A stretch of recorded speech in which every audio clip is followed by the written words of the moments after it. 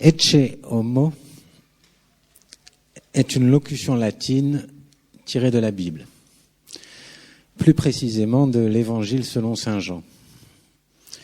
Durant la passion du Christ, après que Jésus a été amené devant Ponce Pilate, celui-ci est présenté à la foule du dehors.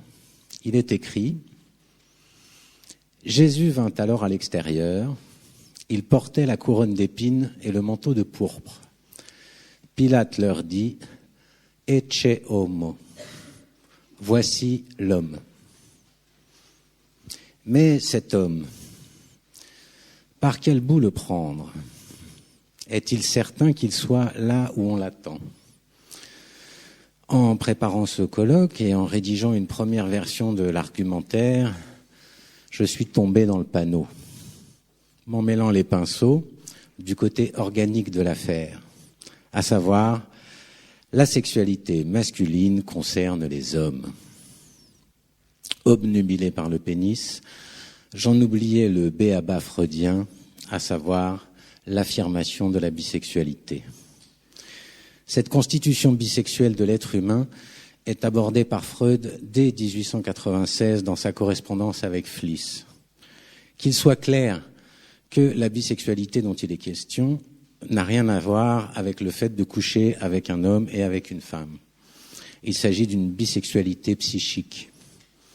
Nous en trouvons une belle illustration dans l'article de Freud de 1925 sur les conséquences psychiques de la différence anatomique des sexes.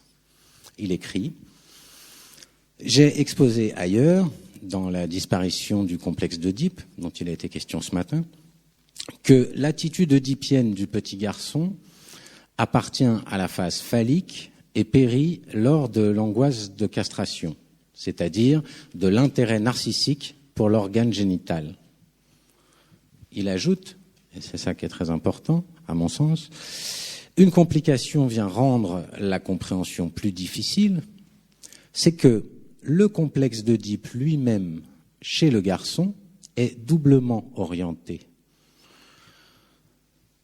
activement et passivement, ce qui correspond à sa constitution bisexuelle. Le garçon veut aussi se substituer à la mère comme objet d'amour du père, ce que nous caractérisons comme une attitude féminine.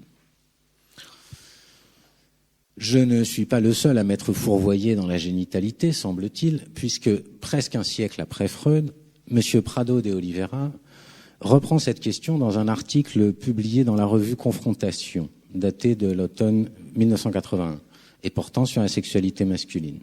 Son article prend la forme d'une lettre à Octave Manoni. Il écrit « Comme il ne vous échappera pas, nombreux ont été les auteurs qui parlèrent de la sexualité féminine. Ainsi, par un juste retour des choses, il n'est pas étonnant qu'on en vienne à s'interroger sur la sexualité masculine.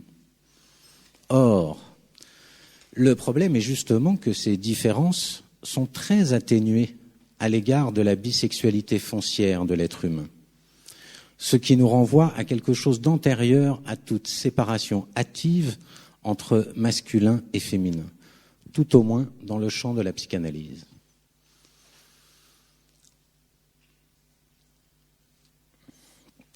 Ne nous hâtons pas, donc, et allons voir ce qu'a pu en dire Jacques Lacan dans la deuxième partie de son enseignement. Après avoir passé plusieurs années à établir et articuler les 4 discours, Lacan aborde la question de l'écriture dans le séminaire de 1971 d'un discours qui ne serait pas du semblant. C'est à la fin de ce séminaire qu'on trouve la formule « Il n'y a pas de rapport sexuel ». Nous allons essayer de voir comment Lacan articule et soutient cette parole forte qui a marqué les esprits. Et je remercie Julien Faugeras pour l'occasion de m'avoir tendu la perche tout à l'heure. D'abord, Lacan commence par poser l'homme et la femme. Je vous indiquerai quand il sera temps de regarder derrière. Il nous dit « L'identité de genre n'est rien d'autre que ce que je viens d'exprimer par ces termes, l'homme et la femme. Il est clair que la question n'est posée de ce qui en surgit précocement qu'à partir de ceci. À l'âge adulte, il est du destin des êtres parlants de se répartir entre hommes et femmes. Pour comprendre l'accent qui est mis sur ces choses, sur cette instance, il faut se rendre compte que ce qui définit l'homme, c'est son rapport à la femme. Et inversement. Rien ne nous permet d'abstraire ces définitions de l'homme et de la femme de l'expérience parlante complète, jusque et y compris dans les institutions où elles s'expriment, à savoir le mariage. Pour le garçon, il s'agit à l'âge adulte de faire homme. C'est cela qui constitue la relation à l'autre partie. C'est à la lumière de cela qui constitue une relation fondamentale qu'est à interroger tout ce qui, dans le comportement de l'enfant, peut être interprété comme s'orientant vers se faire homme. De se faire homme, l'un des corrélats essentiels est de faire signe à la fille qu'on l'est. Pour tout dire, nous nous trouvons d'emblée placés dans la dimension du semblant. Il semble un passage important pour illustrer tout ce dont il était question aujourd'hui autour de l'importance tout à fait essentielle de la relation entre les êtres dans cette question-là. Un peu plus tard, il aborde, un peu après, l'importance du phallus. Il convient de marquer ceci de tout à fait nouveau, ce que j'ai appelé l'effet de surprise, et de comprendre ce qui est sorti, quoique cela vaille, du discours analytique. C'est qu'il est intenable d'en rester d'aucune façon à cette dualité, homme-femme, comme suffisante. La fonction dite du phallus, qui est à vrai dire la plus maladroitement maniée, mais qui est là et qui fonctionne dans ce qu'il en est d'une expérience qui n'est pas seulement liée à je ne sais quoi qui serait à considérer comme déviant ou pathologique, mais qui est essentielle comme telle à l'institution du discours analytique.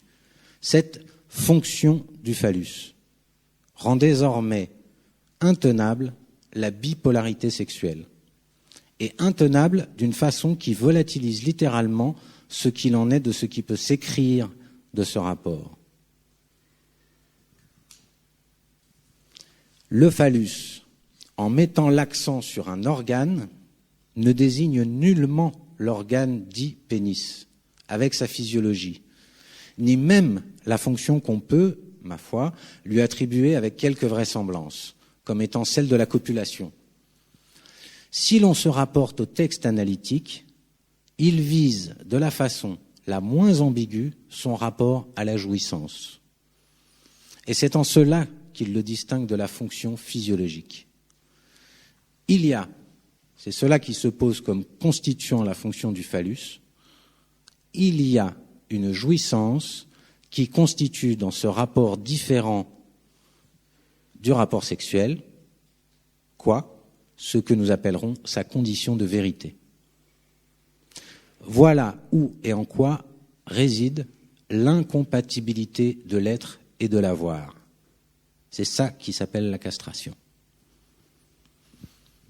À partir de là, et déjà Lacan l'a abordé dans le passage que je viens de lire, la question qui se pose pour Lacan, et qu'il déploie tout au long de ce séminaire et des suivants, est de savoir si ce rapport entre l'homme et la femme, dans sa dimension sexuelle, il peut s'écrire. Est-ce qu'on peut écrire ce rapport-là ? Est-ce qu'il peut s'écrire d'une façon logique qui rende compte de la fonction du phallus telle qu'elle vient d'être évoquée, en prenant en compte la question du semblant, de la jouissance, de la vérité et de la castration, et comme vous l'avez entendu, en se dégageant de l'organe. Pour explorer ce champ, Lacan part de la logique aristotélicienne des propositions. Donc, vous avez 4 types de propositions proposées par Aristote, qui sont l'universelle affirmative, tout est quelque chose, dont Lacan propose comme exemple, tout est très vertical. En face, vous avez l'universelle négative, il n'y en a pas qui. En dessous de l'universelle affirmative, vous avez la particulière affirmative, il y en a qui. Et en dessous de l'universel négatif, vous avez la particulière négative. Il y en a qui pas. Il y a des traits qui ne sont pas verticaux. Et Lacan, dans ce séminaire, insiste particulièrement sur la façon dont se renvoie, en particulier l'universel affirmative et la particulière négative. Il passe ensuite, un peu après, on va faire un petit peu de mathématiques et de logique formelle, à une écriture mathématique avec la logique des quantificateurs. Vous pouvez descendre un petit peu.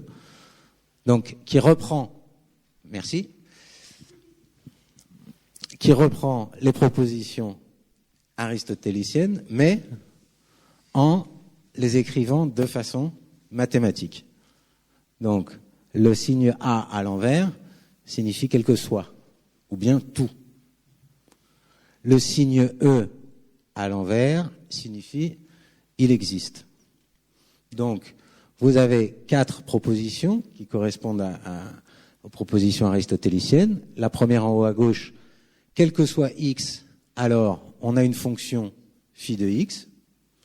En face, on a quel que soit x, alors la barre au-dessus indique la négation. C'est la négation de la fonction f de x. En dessous, il y a des x pour lesquels on a f de x. Et enfin, à droite, il n'y a pas de x pour qui, il n'existe pas de x pour qui on ait une fonction. Hein? Donc, n'est-ce pas, hein? C'est la logique des quantificateurs. Donc, ces formules-là, Lacan va les reprendre en se basant sur ces formules-là. Quel que soit x, alors on a une fonction f de x, ou bien il existe un x tel que f de x. Il va les reprendre en transformant, en déplaçant d'une part la barre de négation, et d'autre part en remplaçant le f de x qui désigne une fonction par phi de x, la lettre phi grecque qui désigne la fonction du phallus, dont il était question dans le passage que j'ai lu avant. Ce qui donne 4 propositions qu'on trouve dans le séminaire encore, entre autres. Voilà, vous voyez la transformation du f de x qui a disparu, qui est devenu phi de x, et il a aussi enlevé le point, c'est important, qu'il y a entre les deux. C'est une tentative d'écriture logique autour de la fonction du phallus. Comment est-ce qu'on essaie d'écrire les choses? Je vous rappelle, c'est ça l'enjeu. Est-ce que ça peut s'écrire ou pas de façon logique? Donc il a ces 4 propositions qu'on retrouve dans plusieurs séminaires et dont il va déployer tous les enjeux. Et une des façons dont il déploie les enjeux de ces fonctions mathématiques, attention, accrochez-vous, c'est le moment le plus dur. Dans le séminaire encore, mais vous allez voir qu'on ne quitte pas la route autour de la question de la bisexualité que j'aborde depuis le début. Dans le séminaire encore de 1972-1973, Lacan spécifie et développe les tenants et les aboutissants de l'utilisation qu'il fait des quantificateurs centrés sur la fonction phallique. Voilà ce qu'il dit. Écoutez bien. Qui que ce soit de l'être parlant, alors dans le livre on a ce tableau-là. Normalement il n'y a que la barre ici du milieu. On voit pas la trame du tableau. Qui que ce soit de l'être parlant s'inscrit d'un côté ou de l'autre. Qui que ce soit de l'être parlant s'inscrit soit ici à gauche, avec ces 2 propositions-là, soit ici à droite. À gauche, la ligne inférieure, quel que soit x ou pour tout x, phi de x, indique que c'est par la fonction phallique que l'homme, comme tout, prend son inscription. À ceci près que cette fonction trouve sa limite dans l'existence d'un x, par quoi la fonction phi de x est niée. C'est ce qu'il y a au-dessus. Ça veut dire que celle qui est en dessous, qu'il situe ici du côté du fait que tout homme peut se situer, on va dire du côté masculin, par quel que soit X, alors phi de X. Mais il existe au moins un, il en existe au moins un, pour qui la règle phi de X, la fonction phi de X, est niée. Elle est en négatif ici avec la barre au-dessus. Il en existe au moins un. Donc ça veut dire que le tout ici, l'universel, rappelez-vous Aristote au début, hein, l'universel positive, quel que soit X, phi de X, est relativisé par le fait qu'il en existe. Hein, il n'y a pas de barre au-dessus du E à l'envers. Il en existe au moins un pour qui la fonction phallique est ici avec une barre négative au-dessus. C'est là ce qu'on appelle la fonction du pair, d'où procède la négation de la proposition phi de X, ce qui fonde l'exercice de ce qui supplée par la castration au rapport sexuel, en tant que celui-ci n'est d'aucune façon inscriptible. Le tout repose donc ici sur l'exception, posée comme terme sur ce qui, phi de X, le nie intégralement. C'est presque terminé. En face, vous avez l'inscription. Je trouve cette formule tout à fait formidable. Vous avez l'inscription de la part femme des êtres parlants. Rappelez-vous ce qu'il dit au départ. Qui que ce soit de l'être parlant s'inscrit d'un côté ou de l'autre. Et donc, ce côté-là désigne l'inscription de la part femme des êtres parlants. Ça veut bien dire qu'il ne s'agit pas du sexe anatomique, évidemment. La part femme de l'être parlant. À tout être parlant, comme il se formule expressément dans la théorie freudienne, il est permis, quel qu'il soit ou non pourvu des attributs de la masculinité, attributs qui restent à déterminer, de s'inscrire dans cette partie. S'il s'y inscrit, il ne permettra aucune universalité. Il sera ce patou, PAS, trait d'union, TOUT, en tant qu'il a le choix de se poser dans le phi de X ou bien de ne pas en être. Telles sont les seules définitions possibles de la part dite homme ou bien femme pour ce qui se trouve être dans la position d'habiter le langage. Un peu plus tard dans les séminaires, il en arrive donc, notamment dans le séminaire suivant les non-dupes R, à cette formule, c'est la dernière,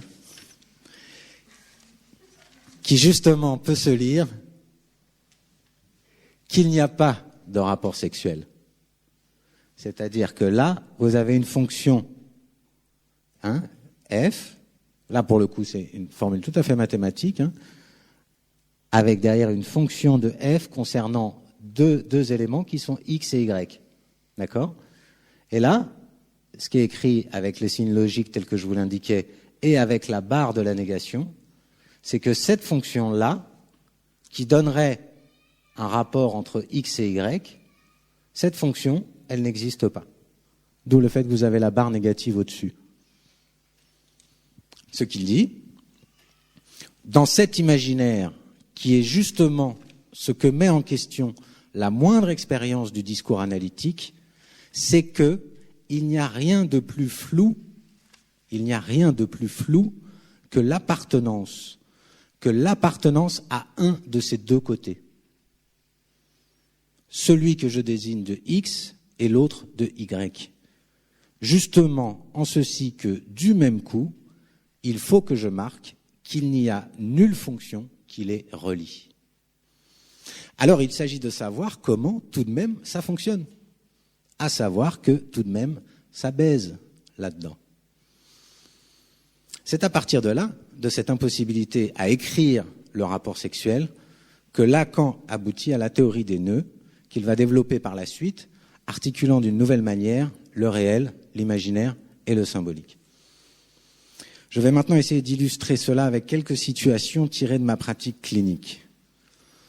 Pour aujourd'hui, il ne s'agira que d'hommes et de leurs diverses manières ou difficultés à faire avec leur sexualité, en essayant d'entendre ce qui se dit au-delà du symptôme qui les a poussés à entamer une psychothérapie et à entrer ou non en psychanalyse. Car comme le dit Lacan au début du séminaire 18,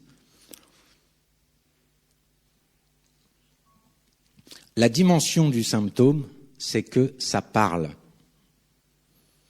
Ça parle même à ceux qui ne savent pas entendre. Ça ne dit pas tout, même à ceux qui le savent.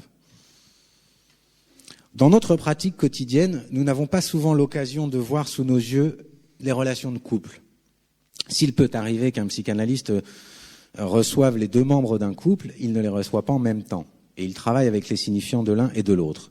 Mais la plupart du temps, il n'a affaire qu'au discours de l'un ou de l'autre. Je voudrais ici évoquer un souvenir qui remonte à mon service militaire. Un homme d'une 50aine d'années avait été hospitalisé dans le service de psychiatrie de l'hôpital militaire où j'effectuais mon service en tant que psychologue. Je recevais ce patient en consultation conjointement au psychiatre. Ce monsieur avait été hospitalisé à sa demande pour une dépression. Ayant évoqué auprès du psychiatre des idées suicidaires, celui-ci, craignant un passage à l'acte dans son service, avait fait transférer ce patient vers les urgences d'un hôpital parisien, en vue d'une hospitalisation sous contrainte dans un autre service. En tant que deuxième classe, c'est un grade, j'avais été chargé par le psychiatre, lieutenant-colonel, d'accompagner le patient à cet hôpital. Une fois là-bas, je n'avais pu me résigner à laisser le patient seul dans la grande salle d'attente. Et j'avais décidé d'attendre avec lui, au moins jusqu'à son entretien avec le psychiatre de garde. L'attente fut longue. Quelques heures après notre arrivée, vint la compagne du monsieur. J'ai pensé, à partir de ce moment-là, qu'il était question pour moi de m'en aller. Mais un regard du patient m'en a dissuadé. Une espèce de regard suppliant que je ne suis pas prêt d'oublier. Je suis donc resté. Et j'ai vu un dragon disputer un enfant. Elle était militaire, elle aussi, mais d'un grade plus élevé que celui de son mari. Les cheveux très courts, très droite dans son maintien et particulièrement cassante vis-à-vis de son époux. Je suis resté jusqu'à ce qu'une ambulance emmène ce patient dans le service fermé d'un hôpital de psychiatrie. Quelques semaines après, ce patient est revenu dans le service où j'effectuais donc mes obligations militaires. Et il m'a dit peu après, alors que j'arrivais au bout de mon service, « Si vous recevez dans le civil, j'aimerais bien continuer à vous voir. » J'ai voulu parler de ça, entre autres parce que je sais qu'il y a pas mal d'étudiants dans la salle et que voilà, les choses aussi peuvent se passer comme ça. À un moment donné, quelqu'un vous dit qu'il a envie de vous parler. Après, le clinicien décide s'il s'engage ou pas sur cette voie-là. Lors de ma première lecture du séminaire dont il a été longuement question tout à l'heure, d'un discours qui ne serait pas du semblant, j'avais été marqué par une phrase qui m'avait beaucoup fait rire. On peut rire en lisant Lacan. Un homme et une femme peuvent s'entendre. Je ne dis pas non. Ils peuvent comme tels s'entendre crier. Cela arrive qu'ils crient, dans le cas où ils ne réussissent pas à s'entendre autrement, c'est-à-dire sur une affaire qui est le gage de leur entente. Ces affaires ne manquent pas, y compris à l'occasion, et c'est la meilleure, l'entente au lit. Monsieur N vient à ma consultation en mettant en avant un problème d'éjaculation précoce. Il le vit très mal et me dit qu'il a pris rendez-vous sur le conseil de sa copine avec qui il est depuis un peu plus de 2 ans. Dans le déroulement de sa psychothérapie, Monsieur N parle finalement très peu de sa sexualité, du point de vue génital. Par contre, il parle énormément de sa relation avec sa copine et de leurs engueulades. Cela prend même toute la place. Il ne parle quasiment que de ça. Il semble se débattre dans cette relation à laquelle il ne comprend goutte. Il s'efforce jour après jour de répondre à ce qu'il comprend des attentes de sa compagne et elle lui renvoie sans arrêt qu'il est à côté de la plaque. Il raisonne, il explique, il démontre, mais ce n'est jamais suffisant. jamais comme il faut. Finalement, le temps passe et cela fait plus d'1 an qu'ils n'ont pas d'activité sexuelle. Monsieur N a fait entrer la psychothérapie dans ce schéma, puisqu'elle lui a demandé de consulter, ce qui ne lui paraissait pas très utile initialement. Ce qui est tout à fait parlant dans son discours, c'est la façon dont Monsieur N empire, malgré lui, la situation au fur et à mesure. Il prend sur lui, s'efforce de calmer les choses, puis, n'en pouvant plus, il finit par exploser ou bien laisse échapper un lapsus ou un acte manqué qui ne manque pas de mettre en furie sa compagne. Monsieur I est venu me voir pendant un peu moins d'1 an pour un problème d'impuissance. C'est un homme d'une 50aine d'années qui est au chômage depuis quelques mois et le vit très mal. Sa femme occupe une place importante dans l'administration, lui-même avait un statut de cadre supérieur. L'impuissance est arrivée après la perte de son emploi et après qu'il a retrouvé un amour de jeunesse. Ces retrouvailles l'ont rendu très perplexe, puisqu'à l'époque, il avait renoncé à cette relation en choisissant la femme avec qui il s'est marié et a eu des enfants. Cette rencontre fortuite l'a amené à se questionner sur le choix qu'il avait fait 25 ans auparavant. Tous ces éléments vont émerger et s'articuler petit à petit durant sa psychothérapie, qui se terminera alors qu'il a retrouvé un travail en province, qu'il éloigne de sa femme et lui permet de ne plus souffrir d'impuissance lorsqu'il la retrouve. Monsieur X vient me rencontrer parce qu'il a des idées suicidaires et des sautes d'humeur qui l'inquiètent et le perturbent. Rapidement, il se plaint de relations difficiles avec son épouse. Ils ont 3 enfants et quelques années auparavant, monsieur a dû quitter le domicile conjugal car son épouse avait porté plainte contre lui suite à une violente dispute où il l'avait frappée. Quelques mois après, madame accepte que monsieur réintègre le domicile conjugal, mais elle lui fait vivre un enfer. Monsieur n'ose protester et dire quoi que ce soit de peur de se retrouver à nouveau devant les tribunaux. Il semble véritablement terrorisé par cette femme. Pendant un moment important de sa psychothérapie, monsieur développera une hématospermie. Des quantités importantes de sang seront présentes dans son sperme. Cela l'inquiète beaucoup. Il fera toute une série d'examens médicaux qui ne révéleront aucune cause organique. Ce sera un tournant dans sa psychothérapie car il se décidera à parler davantage sur le fauteuil ainsi qu'à sa femme, ce qui produira des effets importants. Il trouve petit à petit une place auprès d'elle et dira après coup « Je ne me rendais pas compte que j'agissais comme un petit garçon boudeur et colérique. Maintenant, je vois que j'ai un autre rôle vis-à-vis de ma femme et de mes enfants. » Il semble qu'il assure en effet un rôle de chef de famille. Monsieur V, dans le courant de sa psychanalyse, illustrera parfaitement ce que nous dit Freud sur la désintrication possible entre le courant tendre et le courant sensuel. Il en était question ce matin. Normalement intriqué dans la pulsion sexuelle de l'adulte. Cet homme raconte comment, adolescent et jeune adulte, il ne pouvait pas aimer et faire l'amour à la même femme. Il décrit une période entre ses 17 ans et 22 ans où il aimait passionnément une femme avec qui il n'a jamais eu d'aventure, n'ayant jamais pu véritablement lui ouvrir son cœur, mais ne parvenant pas non plus à y renoncer, alors qu'elle était déjà avec quelqu'un. Il avait par ailleurs des relations sexuelles plus ou moins régulières avec des femmes qu'il n'aimait pas, avec la particularité d'avoir beaucoup de difficultés à jouir avec elles. Il avait du désir, des érections, mais n'arrivait pas à jouir. Petit à petit, sa situation a évolué lorsqu'il a pu parler sur le divan, entre autres, la haine sous-jacente à cette maîtrise et l'angoisse de castration qui l'accompagnait, articulée à sa relation avec ses parents. Pour conclure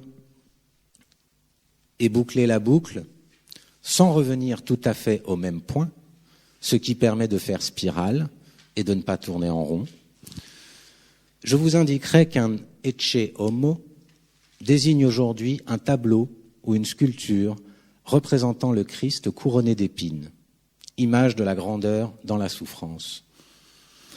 Et pour vous mettre l'eau à la bouche, jusqu'à notre prochain colloque qui aura lieu à l'automne prochain et qui traitera de la sexualité féminine, je citerai les paroles d'une psychanalysante qui, lors d'une séance, annonce en parlant de sa sexualité et de sa relation aux hommes « Je sais que j'ai une sexualité masculine ».